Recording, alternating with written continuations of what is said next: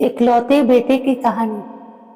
माँ बाप अपने बच्चों से बहुत सी उम्मीदें रखते हैं और अपनी उम्मीदों के अनुरूप अपने बच्चों को शिक्षा देते हैं, लेकिन कई बार कुछ बच्चे अपने माता पिता की सोच से परे अलग ही दिशा में अग्रसर होते हैं। ऐसे ही एक लड़के की कहानी है जिसका नाम मोहन था। मोहन स्वभाव से लापरवाह किस्म का लड़का था, इसलिए वो अपने हर काम बिगाड़ लेता था, जिसका खामियाजा उसे और उसके माता पिता को भुगतना पड़ता था। मोहन के माता पिता को मोहन के भविष्य की चिंता हमेशा बनी रहती थी। मोहन ने अपने कॉलेज की पढ़ाई अधूरी ही छोड़ दी थी और सारा दिन आवारागर्दी करते गुजारने लगा था। मोहन के जीवन का कोई उद्देश्य नहीं था। वो अपने माँ बाप का इकलौता नालायक बेटा था, जिस पर उसके माँ बाप को गर्व नहीं बल्कि शर्म महसूस होती थी। हालांकि इस बात से मोहन को कोई खास फर्क नहीं पड़ता था। एक दिन मोहन के पापा उसे बाजार से सामान लाने को कहते हैं, जिसके लिए मोहन को कुछ पैसे और सामान की लिस्ट देकर अपने काम पर चले जाते हैं।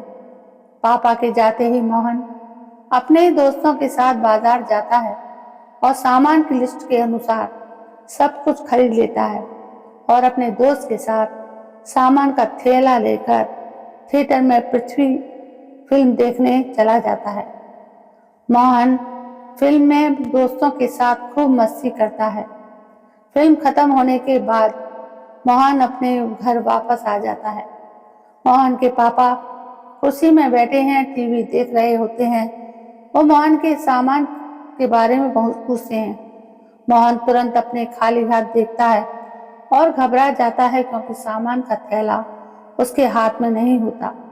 वो पापा से कहता है, पापा मैंने थैला अपने दोस्तों को दे दिया है, आप चिंता मत करिए, कल मैं थैला ले आऊंगा।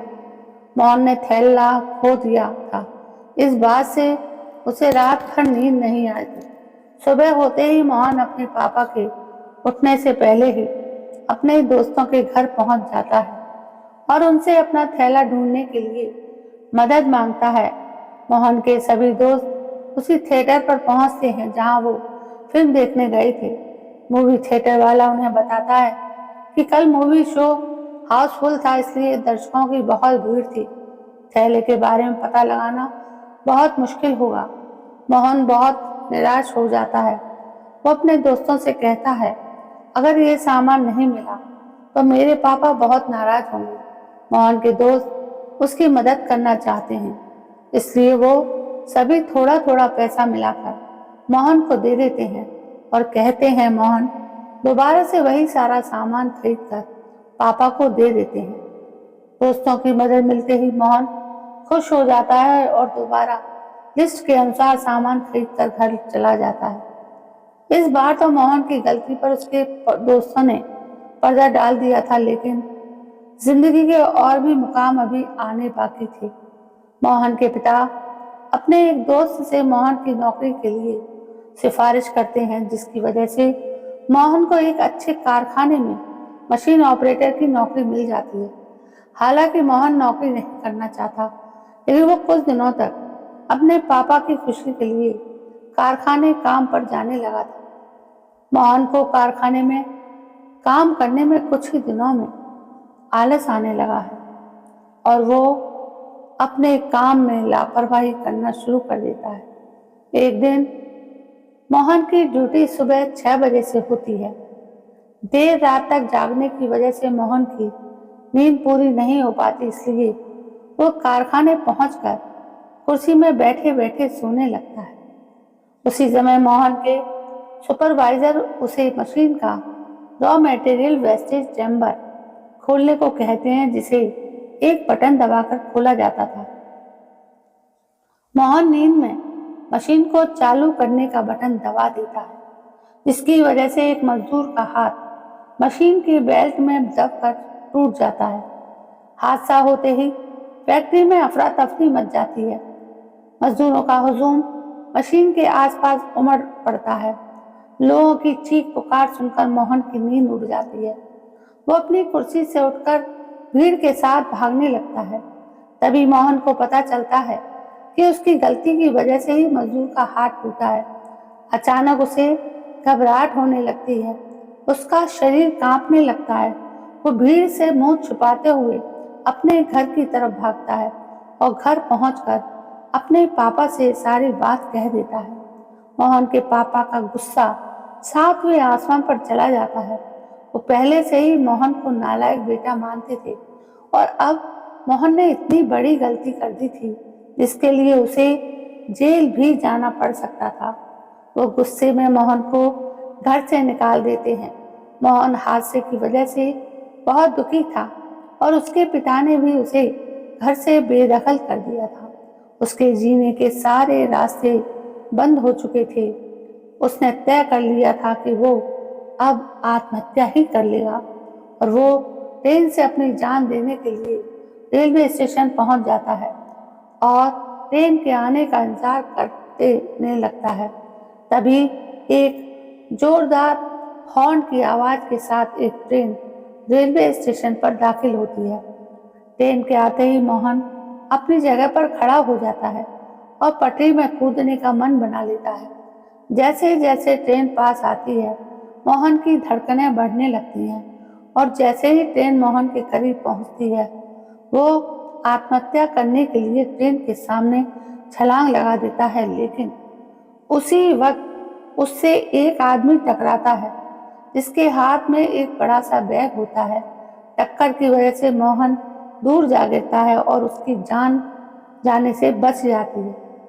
मोहन उस यात्री का बैग उठाकर उसको देता है, लेकिन मोहन को उसके बैग में बहुत ज्यादा भार महसूस होता है और जैसे ही मोहन बैग की चेन खोलता है तो वो चौंक जाता है।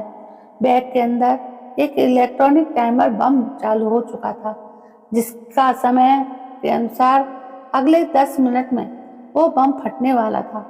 मोहन बैग लेकर स्टेशन के बाहर भागने लगता है। अचानक वो आदमी भी मोहन के पीछे पीछे भागता है। हड़बड़ाहट में मोहन का संतुलन बिगड़ जाता है और वो रेलवे प्लेटफॉर्म के फर्श में गिर जाता है। उसी वक्त वो आदमी मोहन के पीछे भागते हुए उसके पास पहुंच जाता है और अपने बैग को उठा लेता है। लेकिन उसकी किस्मत बुरी होती है क्योंकि रेल पुलिस के जवान वहां पहुंच चुके होते हैं और उन्हें देखकर मोहन जोर जोर से बैग की तरफ इशारा करके बम बम चिल्लाने लगता है। मोहन की आवाज सुनकर रेलवे पुलिस के जवान उस इंसान पर बंदूक तान देते हैं जिसके हाथ में से बम लेकर बैग होता है। मोहन पुलिस वालों को बताता है कि अगले 10 मिनट में बम फटने वाला है। रेलवे पुलिस का एक जवान अपनी बहादुरी के दिखाए हुए बैग के लेकर रेलवे यार्ड की तरफ भागता है और पूरी ताकत से बैग को यात्रियों से दूर फेंक देता है और तभी एक जोरदार धमाका होता है जिससे रेलवे यार्ड में खड़ी मालगाड़ी का एक डिब्बा क्षतिग्रस्त हो जाता है, लेकिन यात्रियों की जान बच जाती है। पुलिस की तहकीकात में पता चलता है कि वो आदमी आतंकवादी था जो आतंकी घटना को अंजाम देने के लिए ट्रेन में धमाका करना चाहता था, लेकिन मोहन ने उसके मंसूबों पर पानी फेर दिया था। इतनी बड़ी घटना की खबर जैसे ही अखबारों में छपती है तो सारे शहर को मोहन की बहादुरी का पता चलता है। मोहन के घर में पत्रकारों के साथ साथ पड़ोसियों और रिश्तेदारों की लाइन लगी होती है और इसी बीच मोहन अपने घर वापस आता है। मोहन के पिता अपने बेटे से गले लग जाते हैं। उन्हें अपने बेटे पर आज बहुत गर्व महसूस हो रहा था। हो भी क्यों ना, नालायक बेटे ने ऐसा काम कर दिया है कि वो लायक किया है। मोहन के अच्छे काम की वजह से वो अपने माँ बाप के साथ साथ पूरे देश का लायक बेटा बन जाता है।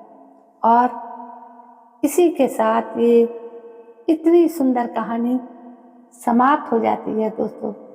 दोस्तों यदि कहानी आपको पसंद आती है तो प्लीज़ ऐसी कहानियों को अपने दोस्तों में, अपने आसपास, अपने रिश्तेदारों में ज़्यादा से ज़्यादा शेयर करें, जिससे कहानी का सार जानकर लोग अपने जीवन में कुछ बदलाव ला सकें। दोस्तों, मैं कल फिर हाजिर होती हूँ एक नई कहानी के साथ। तब तक के लिए जय हिंद, वंदे मातरम।